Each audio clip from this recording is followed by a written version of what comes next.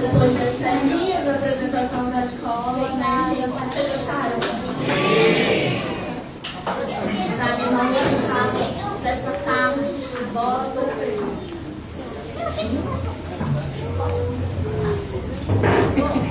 Depois dessa animadíssima apresentação, né, gente? Convidamos a professora doutora Vanúbia Campeiro, coordenadora do projeto Entre Letras, para compor a mesa de honra e presidir os trabalhos.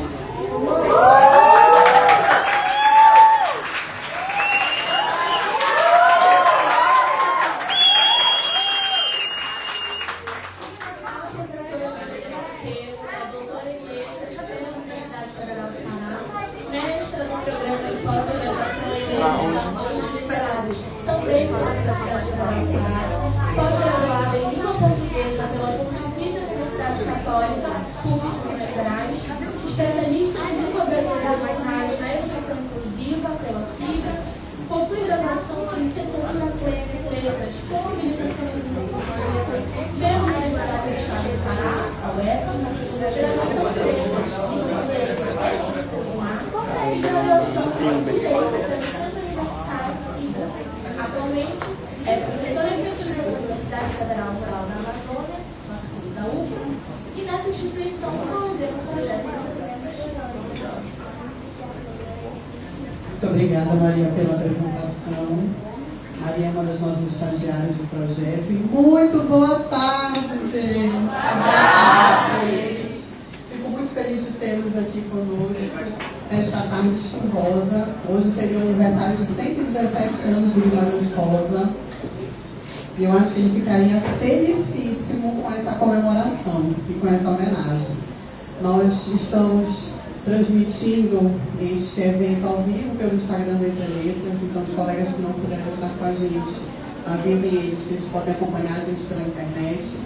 E nós vamos falar um pouquinho para vocês hoje. Eu preparei aqui uma conversa com vocês, apresentando um pouco do Guimarães Rosa, da biografia, da bibliografia e especialmente as contribuições de Guimarães Rosa em publicações de periódicos, que é algo que a crítica não dá muita relevância, porque o próprio autor dizia que ele não gostava de produzir para jornais, não gostava de dar entrevistas. Nós temos pouquíssimas entrevistas do Guimarães Rosa.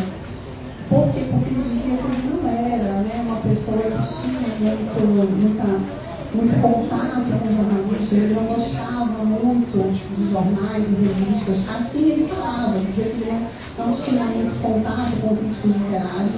Mas essa pequena apresentação de hoje vai mostrar para os senhores que, na verdade, ele tinha uma vasta produção em periódicos e são por conta dessas publicações dele em periódicos que nós tivemos algumas das obras-primas do Guimarães Rosa que foram publicadas. Então, a gente queria agradecer o apoio da Livraria Travessia, que cedeu para a gente o espaço para fazermos esse evento. Queremos agradecer muito a Amanda Cruz, que é nossa discente do curso de letras, que também faz parte da bateria do Boy Boy e trouxe, né, eles aqui para participarem com a gente esta tarde. E vamos homenagear este autor que, em 1967, no seu discurso de posse da Academia Brasileira de Letras, ele disse que as pessoas não morrem, que elas ficam encantadas, que a gente morre para provar que viveu. Então, eu trouxe hoje um pouco para vocês desse encantamento que o Guimarães Rosa deixou para a posteridade.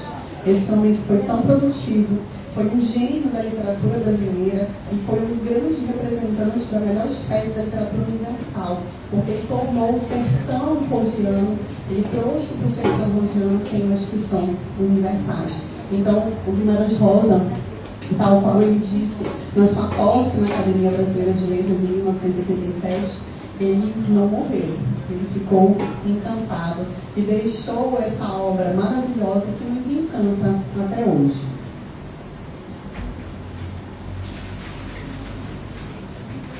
O Guimarães Rosa, ele foi, vocês sabem que eu tenho um problema sério, eu não gosto de ficar lá sentada. Eu não consigo, é mais forte do que eu tenho que ficar em pé. Então, essa cadeirinha para eu ficar sentada em pé, mas eu não preciso, né, gente? Anos dando aula em pé, só que eu nunca destruí o cenário da aula. Mas... Cadê a Maria? Me ajuda aqui, minha irmã. O que eu fiz? Não, acho que eu já ajustei. Ficou certo? Ficou? Então, Guimarães Rosa, ele nasceu numa cidade muito pequenininha no interior de Minas Gerais, em Cotisbom, em 1908. Quando, gente, que ele nasceu? 27 de julho, seria o aniversário dele, né? Ele é de que signo? 27 de junho é o quê? Gêmeos. Gêmeos, é. Então pronto, esse geminiano nasceu em 1908 e essa cidade era uma cidade muito pequena e não tinha muitos recursos, livrarias como a Travessia. E o que acontecia? Tinha uma estação de trem. Nessa estação de trem, o pequeno Guimarães Rosa, né, ainda garoto, ia até lá, ficava esperando os trens chegarem na cidade e ele pedia para as pessoas livros, revistas, jornais, desde criança. Imaginem vocês, aqueles garotinhos que saíram ainda agora, né, ficar pedindo livros para as pessoas na rua. Mas não fazia isso. Ia para a estação de trem e pedia livros pelos viajantes. E em alguns desses momentos, esses viajantes entregaram para eles uma revista em francês. E aquilo, aos 6 anos, chamou muita atenção dele. Porque ele entendeu o que estava escrito naquela revista. Então ele pediu para o padre da região, lá de Cotisbom, ajudá-lo a entender o que era aquilo. Era francês e ele queria aprender, ele queria traduzir, ele queria saber o que aquilo dizia. Aí a gente virou de um grande poliglota. O Guimarães Rosa tinha um amor absurdo pela língua. Ele falava fluentemente mais de 10 idiomas. Isso ajudou, inclusive, para entrar no Itamaraty foi um cônsul brasileiro, e ele ocupou a cadeira número 2 da Academia Brasileira de Letras, mas o Guimarães Rosa também era muito místico, muito místico. Então, apesar de ele ter sido aprovado para ingressar na academia em 63, ele relutou muito com a posse na Academia Brasileira de Letras, porque ele dizia que isso era coisa de gente morta. Tem cabelo. Que isso era coisa de gente morta, de gente velha. E ele tomou posse em 16 de novembro de 1967, finalmente, porque a mãe dele, né, ele tinha falado que a mãe dele só ia acreditar que ele era um grande escritor, ele só teria feito sucesso se ele ingressasse na Academia Brasileira de Letras, e assim ele fez. E o misticismo dele, de fato, se concretizou. Apenas 3 dias após o ingresso na Academia Brasileira de Letras, o Guimarães Rosa teve um infarto fulminante no seu apartamento no Rio de Janeiro. E veio a óbito ainda muito jovem. Este grande escritor também era formado em medicina. Ele formou-se em medicina em 1930 pela Faculdade de Medicina da Universidade de Minas Gerais, da UFMG. E em 1934 ele passou no concurso do Itamaraty, tornou-se cônsul do Itamaraty, serviu em Hamburgo na época da Segunda Guerra Mundial. Então, ele era uma pessoa extremamente, além de poliglota, extremamente erudita. E ele estreia na literatura, a estreia dele foi uma estreia assim, magistral, brilhante. Em 1946, aos 38 anos, eu ainda tenho chance de escrever um livro assim, né? Ainda não fiz 38 anos, quem sabe eu alcanço Guimarães.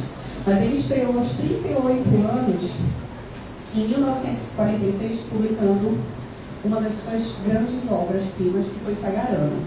Depois de Sagarana, ele publicou Com o Vaqueiro Mariano, e aí em 1956 a gente tem 2 obras que são muito profundas, não apenas em relação à construção literária, mas também em relação ao volume textual, que é O Corpo de Baile e O Grande Sertão Veredas. Ele demorou 2 anos para escrever essas obras. E uma curiosidadezinha aqui para vocês. Grande Sertão Veredas era a 8ª novela do Corpo de Baile. O que é o Corpo de Baile? É um corpo de pessoas que irão dançar.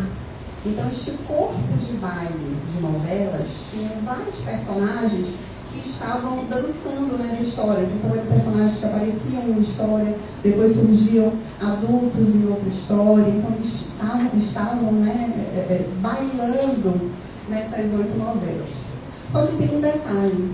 Teve uma dessas novelas que ganhou uma proporção tão grande, que cresceu tanto, que ganhou uma visibilidade gigantesca, que o próprio autor disse, não, ela não pode ficar junto das outras. E aí ele separa Grande Sertão Veredas do Corpo de Baile. Aqui seriam 8 novelas ao total, mas ele separa, a gente tem 7 em Corpo de Baile, e ele lança Grande Sertão Veredas de forma solitária, isolada. No final do Grande Sertão Veredas, a gente tem esse símbolo matemático, que é a lei do Niscata. A lei do Niscata é o símbolo de infinito dentro da matemática. Mas ela também pode simbolizar, se vocês olharem com cuidado, um 8 deitado. Não é verdade? E, por isso, o Grande Sertão Veredas era a 8ª narrativa do Corpo de Baile, que tomou essa proporção gigantesca e deixa a obra de Corpo de Baile e é lançada sozinha, separadamente. Então, em 1956, a gente tem esses 2 lançamentos, o Corpo de Baile e o Grande Sertão Veredas. Depois, o Guimarães Rosa publica em 1962 Primeiras Histórias, que é um livro de contos, tá? É um livro de contos, são histórias menores. Depois, Campo Geral, em 64. E em 1967, 3 meses antes da sua morte, ele publicou o seu último livro, que foi o Tutameia, Terceiras Histórias. É justamente sobre esta obra que foi escopo, objetivo das minhas pesquisas e das minhas leituras na minha formação acadêmica, sobre a qual eu falarei um pouquinho mais detidamente para vocês essa tarde.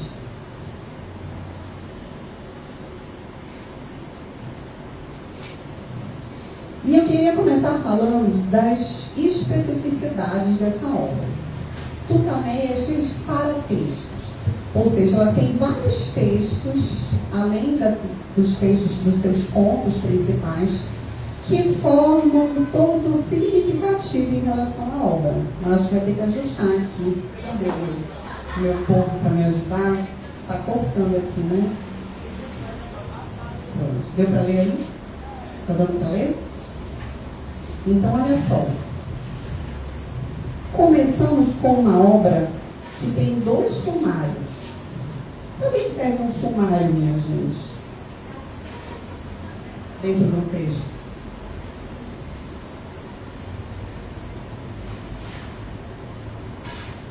Aí.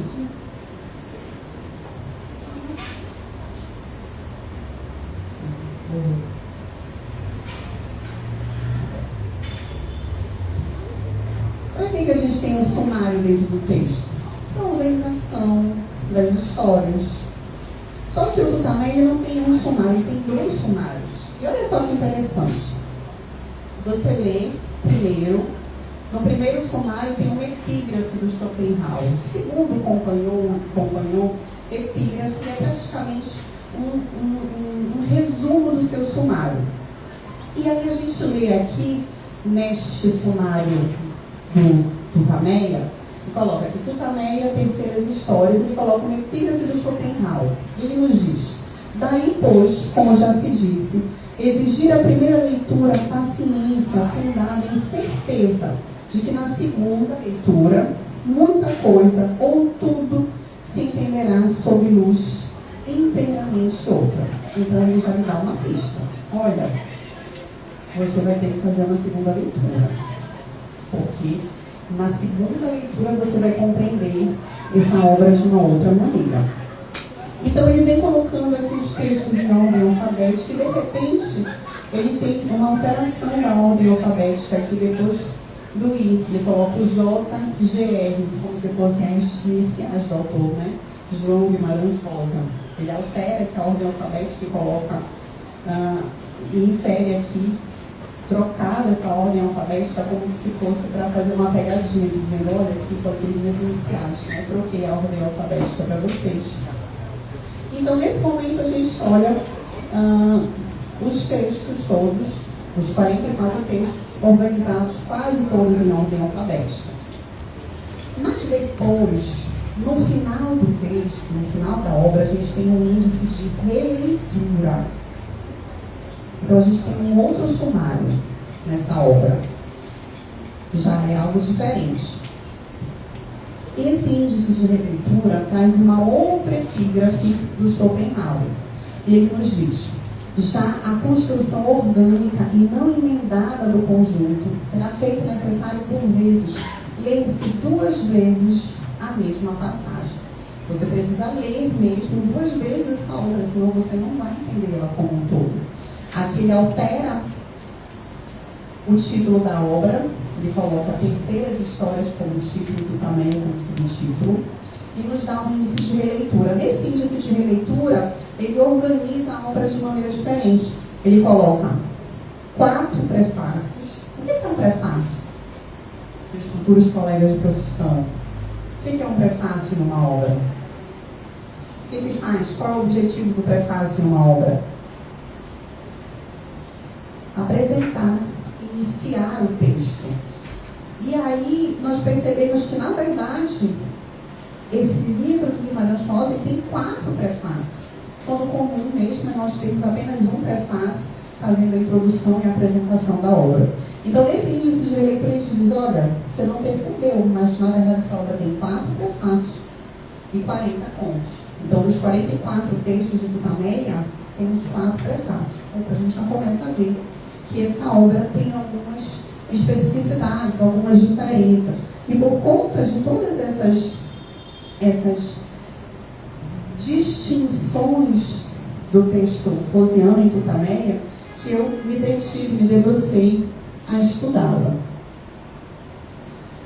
Outra informação que vale se ressaltar é que as obras, os textos de Tutameia, eles não foram publicados de forma inédita para a obra. Não. Eles tinham sido publicados primeiramente nesse jornalzinho aqui, na área médica. Como eu falei para vocês anteriormente, o Guimarães Rosa era médico. E ele foi convidado para participar desse jornal. Esse jornal ele era publicado pelo laboratório do Sidney Roth, que na verdade produzia Melhoral, Sorrisal, né? Então eles tinham também esse jornal, eles faziam a divulgação das suas medicações. Ele era coordenado pelo médico Roberto de Souza e pelo jornalista Elísio Valente. Então foi o Elísio Valente que convidou o Guimarães Rosa para participar de uma coluna aqui nesse jornalzinho da área médica. E este jornal, meus amores, ele não estava disponível no Google. Quando eu comecei a estudar Tupamé, eu vou atrás dessa... Na época, quando eu lia os textos críticos, teóricos sobre o pulso, eu lia que o Pulso era uma revista da área médica. Então eu comecei a pesquisar essa revista na internet, procurava no Google e não encontrava. Isso a gente não tem no Google isso, né? E agora, onde que eu vou achar? Pesquisei. Quando eu estive em Belo Horizonte fazendo pós-graduação, pesquisei também lá na UFMG, na PUC, não encontrei essas obras. E me debrucei nesses estudos, então consegui localizar desses textos que foram publicados pelo Guimarães Rosa, 51 textos da... Descarregou? Caiu aqui? Voltou.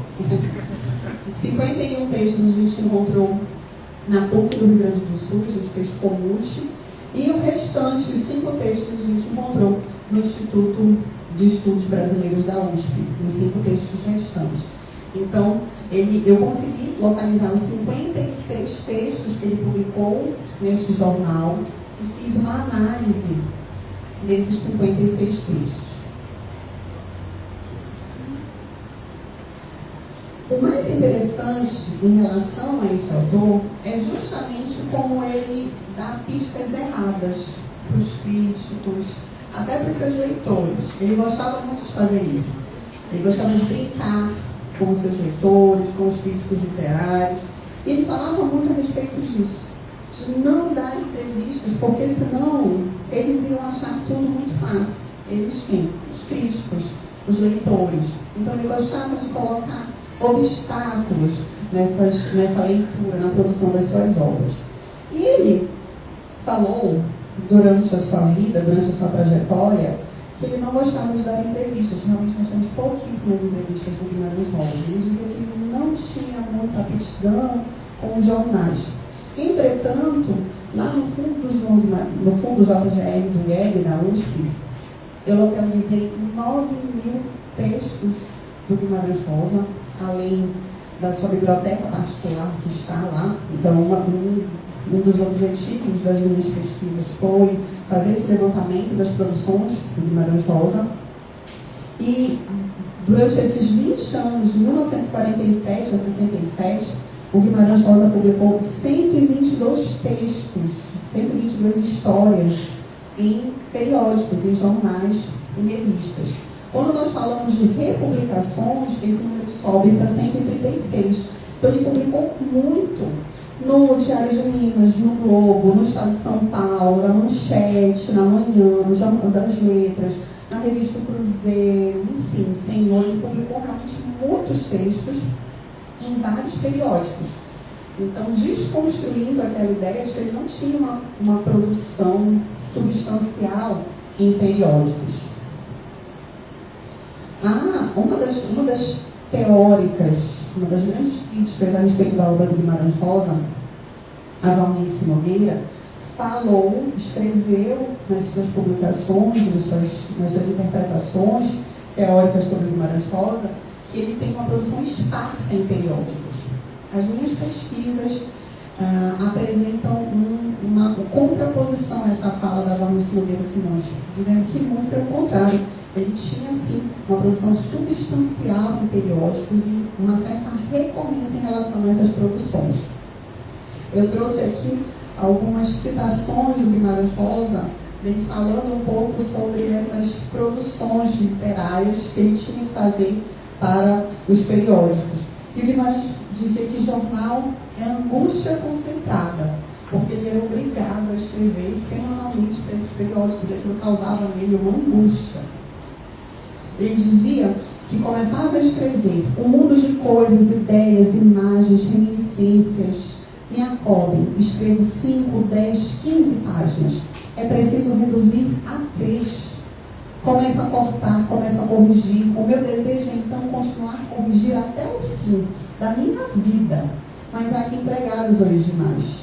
E no dia seguinte, recomeçar, coisa nova. Então, Guimarães Rosa falando desse processo de criação dele para os periódicos e quanto isso era angustiante para ele. Porque ele escrevia muito e ele tinha que colocar, ele tinha que conter toda aquela criatividade, toda aquela produção em 2, 3 páginas. Tutameia é uma obra de contos minimalistas. Então, se vocês pegarem os textos de Tutameia, muitos eu leio com vocês em sala de aula, e a gente consegue ler em uma aula só. Porque são textos de 2, 3 páginas, são textos muito pequenos, que foram primeiramente publicados em periódicos.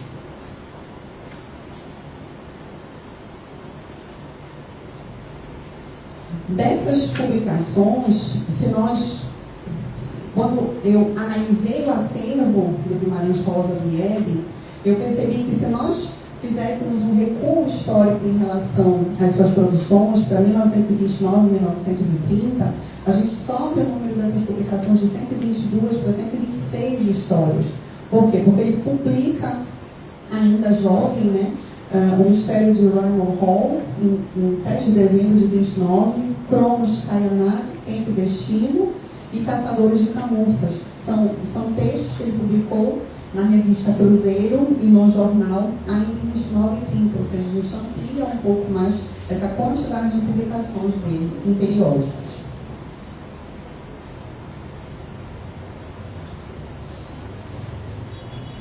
E falando dessas produções literárias do Guimarães Rosa, ele publicou em 1961, de janeiro a novembro de 61, ele publicou 20 contos no jornal O Globo. 20 contos no jornal O Globo. E de 65 a fevereiro de 67, ele publicou 56 contos no jornal Pulso. Ele primeiro publica essas histórias e depois ele acaba verificando as que tiveram mais sucesso, mais aceitação do público, da crítica, e ele compila essas histórias em 2 obras. Acho que ele escreveu em Globo em 61, ele compilou e escreveu em 1962, ele publica Primeiras Histórias. Acho que ele publicou no jornal Pulso, numa coluna em que ele revezava-se com Carlos Drummond de Andrade. Esses 57 contos, nós temos 40 textos que foram utilizados de periódicos e foram publicados em Tutameia, não apenas do Pulso. Tá? Ele publica em 62 as primeiras histórias e em 67 ele publica as terceiras histórias. O que está faltando aí no meio? As segundas, né? A professora aqui não publicou as segundas histórias. O que aconteceu? Faltou material, né, para ele publicar isso? Não. Possivelmente, as segundas histórias são a releitura de Tutameia. Lembrem lá do nosso índice de releitura, que eu pedi para vocês prestarem atenção no início desse nosso encontro. Ele inverte, né, faz uma inversão do subtítulo da obra, ele coloca lá Terceiras Histórias de Tutameia. Então, dando a entender que essas terceiras histórias, na verdade, elas são mais uma releitura e poderiam ser as segundas histórias que não foram publicadas. Para você compreender Tutameia, você precisa reler ela mais de uma vez. Dos 44 textos que nós temos em Tutameia, 40 desses contos foram publicados no Pulso, 3 contos foram publicados no Globo em 61, E apenas um conto foi inédito para essa obra, que foi a Letria Hermenêutica, que é um dos prefácios do livro, um dos 4 prefácios, né? Todos os outros demais textos foram publicados primeiramente em periódicos, em jornais, e no Globo e no Pulso.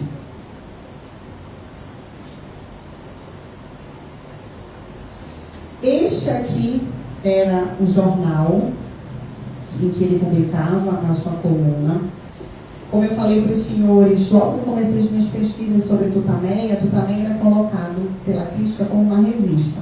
E vocês podem ver, visualmente, isso não é uma revista. Ele tem o material do jornal, a paginação, diagramação do jornal. E, para além disso, o próprio texto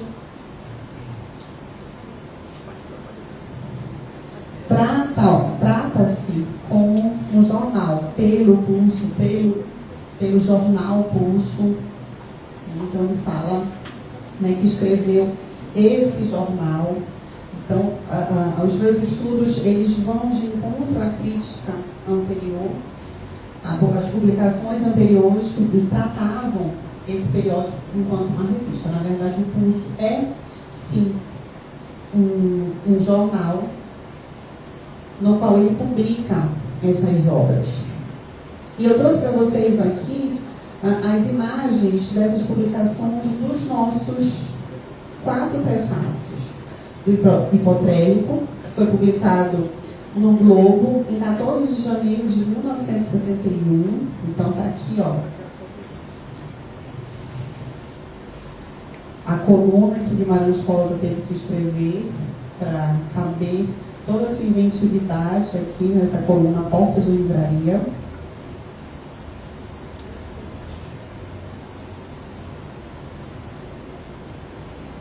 Este outro prefácio, Nós os Temulentos, foi publicado no jornal o Globo em 28 de janeiro de 1961 também.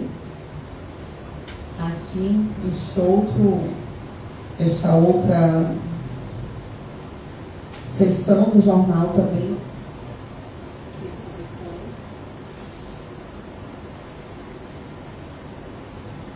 Mas acabando.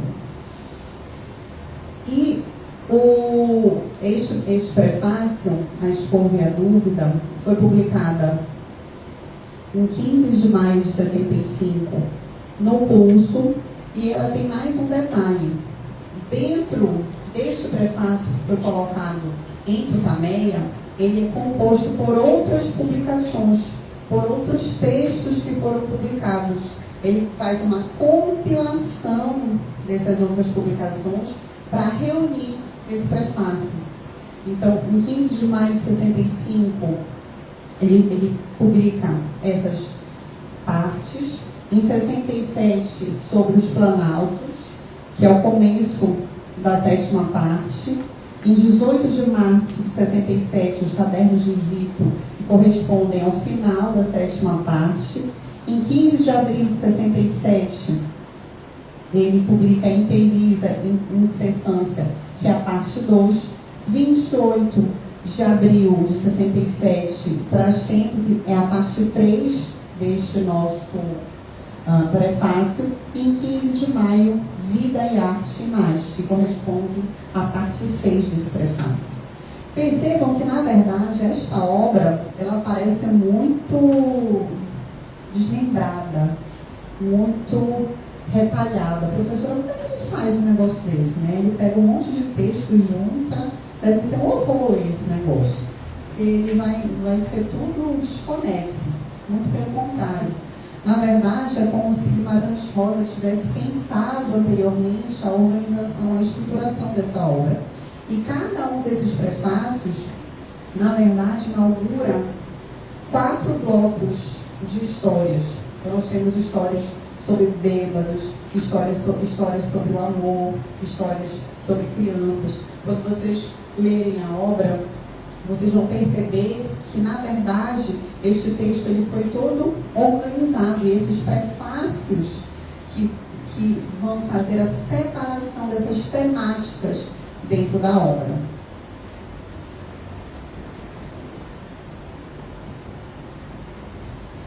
E aí eu cito o Guimarães Rosa nos seus cadernos de literatura brasileira, falando e resumindo esta grande obra que foi Tutameia. Porquanto os temas de alguns dos contos andavam sem solução na cabeça, uns há cerca de 20 anos, até que, só nesta forma curta, forçada pela limitação de espaço, encontraram como recompor-se. Aqui ele fala a respeito desse processo criativo dele na produção de Tutameia.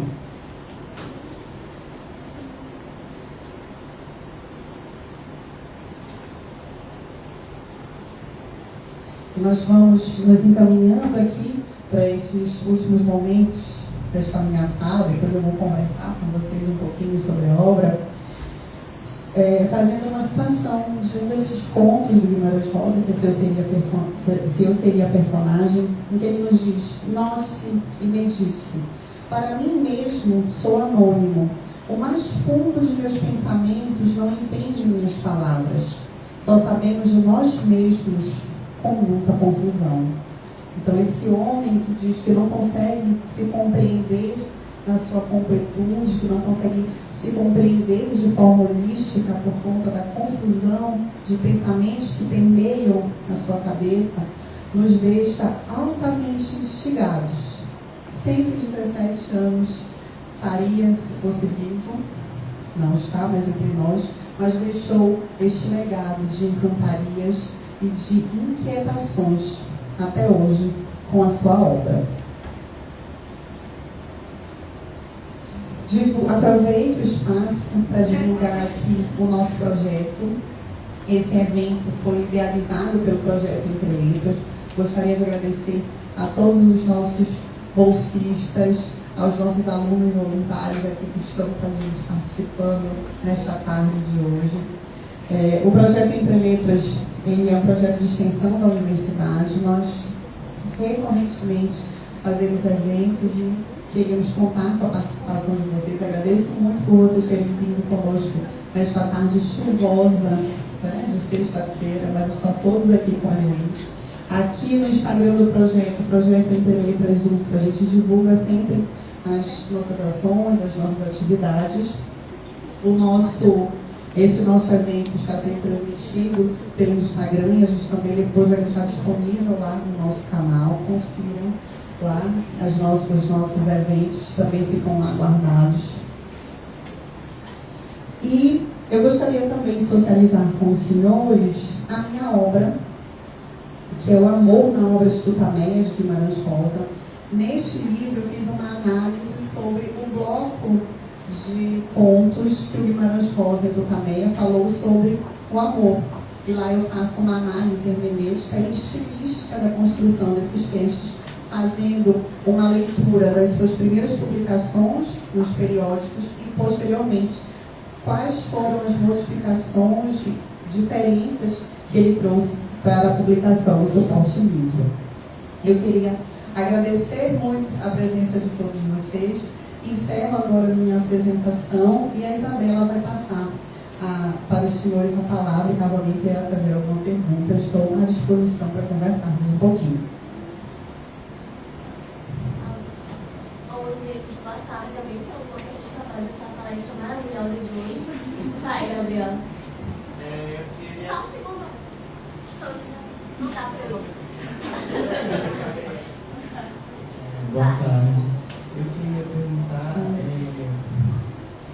como, através de onde a senhora publicou as obras do Guimarães e como foi essa conexão e, enfim, Muito obrigada pela pergunta, Gabriel. Eu vou lembrar da época que eu era estudante, assim como vocês.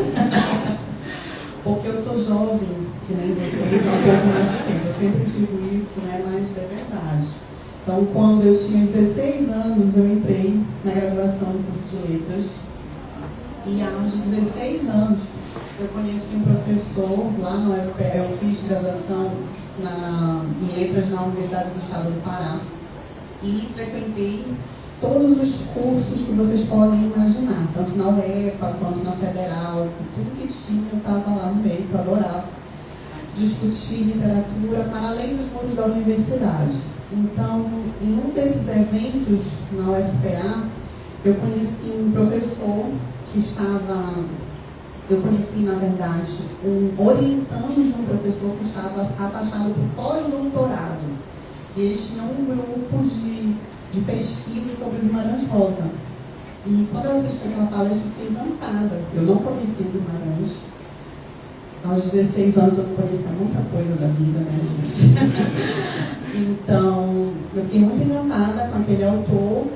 E peguei o nome do projeto, peguei o nome do orientador que estava em Sorbonne fazendo pós-doutorado e decidi mandar um e-mail para ele, né? Eu disse: oi, professor, tudo bom? Eu sou a Vanúbia, né? Eu faço letras, eu queria participar do seu projeto. E assim começou a minha trajetória. Esse professor era o professor Silvio Holanda, foi meu orientador no mestrado, no doutorado. Eu cheguei a fazer parte desse projeto de pesquisa da UFPA, onde eu construí o meu mestrado e o meu doutorado nessa instituição. E o professor Silvio Holanda me conduziu nessa trajetória até o doutorado. Infelizmente, durante a pandemia de Covid, a gente perdeu o professor, mas foi uma trajetória muito legal, né? Nós dividimos muitas leituras, nós dividimos muitas coisas juntos, e foi assim que eu comecei a estudar Guimarães Rosa. Obrigada pela possibilidade de realizar. Gente, agora uma palma também para o professor da nossa professora.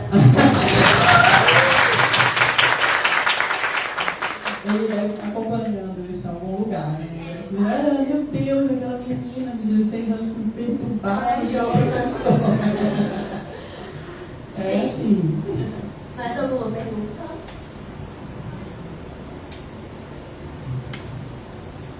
Boa tarde, professora. Por que dentre todas as obras do Guimarães a senhora escolheu Tutameia? Porque eu sempre fui perturbante, entendeu? E aí eu tinha quase. Naquela época, eu falo há quanto tempo, Deus? Há 20 anos atrás, né? Há 20 anos atrás a gente tinha pouquíssimos estudos sobre Tutameia. A gente estava num boom de estudos sobre grandes sertão-veredas, sobre Corpo de Baile, sobre Sagarana. E Tutameia era uma das obras do Guimarães Rosa que nós tínhamos pouquíssimas coisas produzidas a respeito. Aí eu saio, vou estudar. Então essa aqui quase ninguém estuda, né? Que a gente não tem quase nenhuma publicação e nós temos poucos materiais a respeito dela. Então, por ser uma obra muito complexa em relação à sua construção textual, de fato, me debrucei sobre ela por ser a mais diferente dos textos Rosa, a mais diferente no sentido de construção, de organização textual e paratextual, e também pelo fato de termos poucas leituras a respeito dessa obra. Guimarães Rosa é um autor famosíssimo, né? A gente tem muitos estudos sobre Guimarães Rosa. Se vocês abrirem aí o Google acadêmico, se vocês pegarem as plataformas, Cielo, a gente vai perceber que a gente tem uma produção muito vasta sobre esse autor. Como eu falei para vocês, eu comecei a estudar ele aos 16 anos, quando eu tenho 21 anos. E há 21 anos atrás nós tínhamos poucas produções sobre Guimarães Rosa. E por isso que eu escolhi também. Obrigada. O que é engraçado é que quando eu era orientanda, assim, às vezes a gente queria se matar, sabe? A gente queria se matar porque ele queria que eu fizesse uma coisa, eu não concordava com ele, a gente brigava horrores. Mas foi uma pessoa que me conduziu realmente durante toda a minha formação acadêmica e a minha transformação profissional de uma jovem graduanda até uma profissional que ele me empregou na conclusão do doutorado. Mas quando a gente tem que dar o crédito e os méritos para os nossos mestres. Nós, professores, nós somos seres polifônicos, ou seja, nós somos formados por várias vozes ao longo da nossa trajetória. Então, cada professor tem um mérito, tem uma importância na nossa vida. E vocês vão perceber que os orientadores, então, são pessoas que são extremamente relevantes na nossa trajetória. Escolham bem os orientadores de vocês.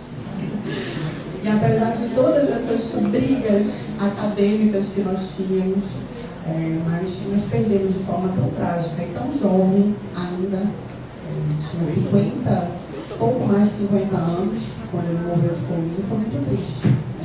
Eu esperava ainda, por exemplo, poder convidar o professor Silvio para participar conosco dessas palestras, desses encontros, mas foi uma pena não tê-lo com a gente. Então, sempre que eu acabo falando disso, eu me emociono. No dia do lançamento do meu livro, eu fui homenageá-lo, também engasguei e comecei a chorar. Eu estou ficando muito emotiva.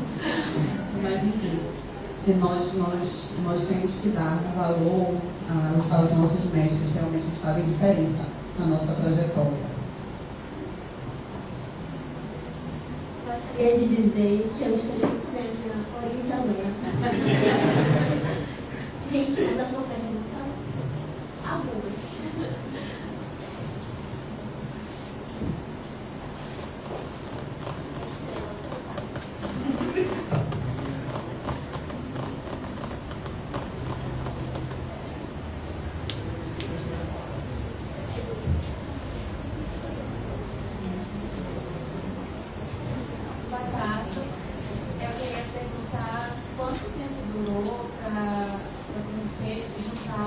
Os textos dele desde 1929 até os últimos textos dele. Quanto tempo durou essa pesquisa? Vocês sabem que o pessoal de letras demora para fazer conta, né?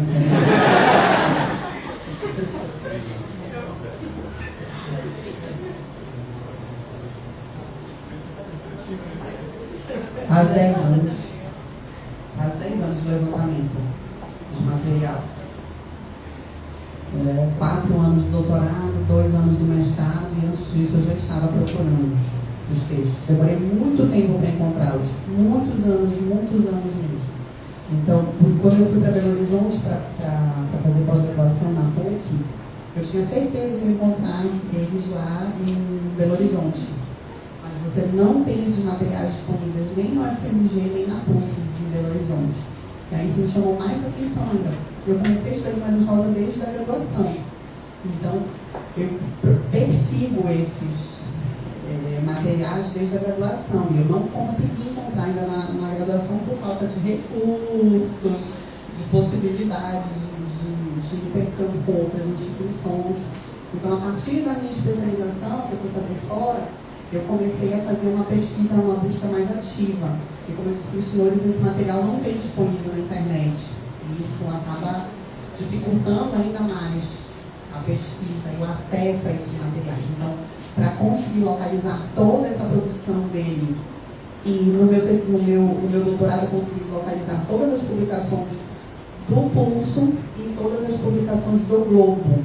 Então, somando todo esse tempo de pesquisa, foram quase 10 anos para levantar todo esse material.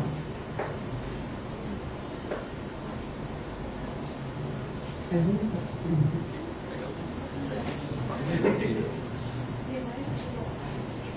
Boa tarde, professora. Era basicamente a pergunta era parecida com ela, mas eu gostaria de saber se em algum momento nessa sua trajetória de pesquisa a senhora se sentiu tão desafiada ao ponto de ter um pensamento pessimista da existência, e como a senhora conseguiu lidar com esse pensamento, se a senhora teve? E só uma questão, eu gostaria de agradecer muito a professora que a senhora e eu não sei outras pessoas, mas a senhora me inspira muito a ser uma pessoa, além de ser uma pessoa, ser uma profissional melhor. E eu queria agradecer muito isso para essa pessoa.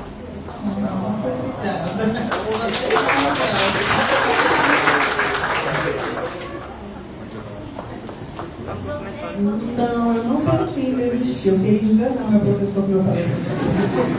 Porque ele ficava me cobrando. E aí teve um momento que ele disse, olha, se você não encontrar, a gente vai defender o teu doutorado dessa forma. O resultado é que você não encontrou todos os textos. Aí eu disse, nem pensar. realmente eu tive que ir para o Rio Grande do Sul atrás desse material. Consegui achar na PUC do Rio Grande do Sul.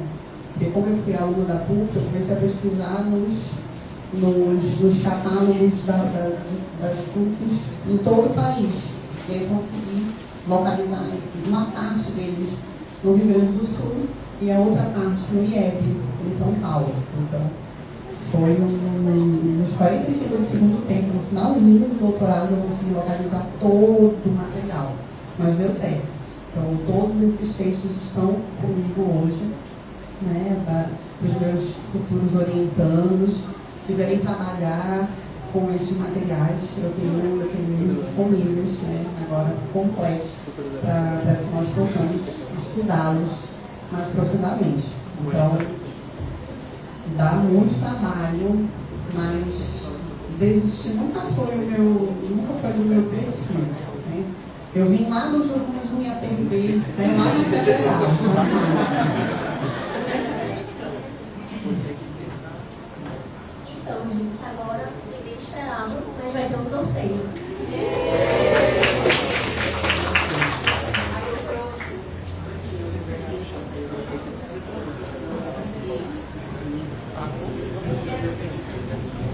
Eu trouxe para os senhores aqui o meu livro. Tá? Temos dele aqui também disponível na travessia com a Amanda. A Amandinha está com alguns outros exemplares aqui. E eu trouxe 2 para sorteio. Tá? Eu vou fazer o seguinte. Como é que a Amanda vai chamar o número? Ela vai escolher um número, a representante da travessia, a Amanda, vai escolher um número e eu vou verificar o número aqui. O número que foi chamado vai ganhar o livro. Só não sabe mesmo, Isabela, que você ganhou. É aniversário, de verdade. Pode escolher o número de 1 a 21.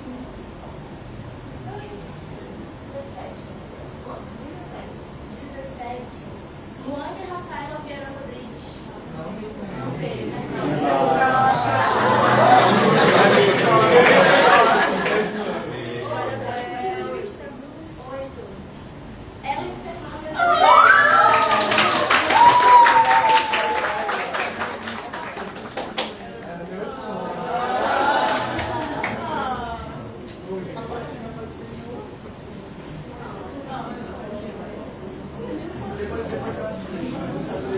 Agora a gente tem mais um para a gente sortear. Escolhe mais um número, Amandinha. Isabela da Silva. Olha que eu falei antes, né? A Isabela não vale. Isso aí acho que é uma forte. Renato dos Santos.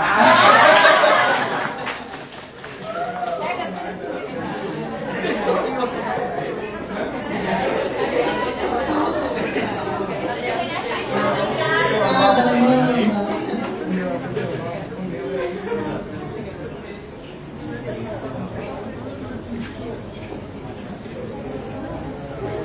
Cristian, agora vai bater uma foto com todo mundo. Eu fico aqui, pra gente postar lá no projeto. Aí depois eu faço um acesso pra você sair também.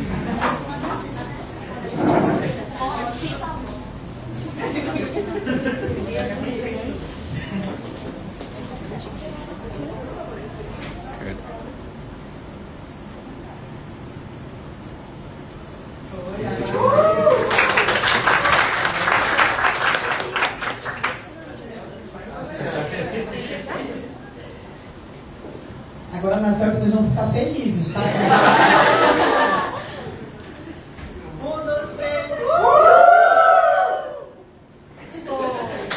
Muito obrigada, meus amores.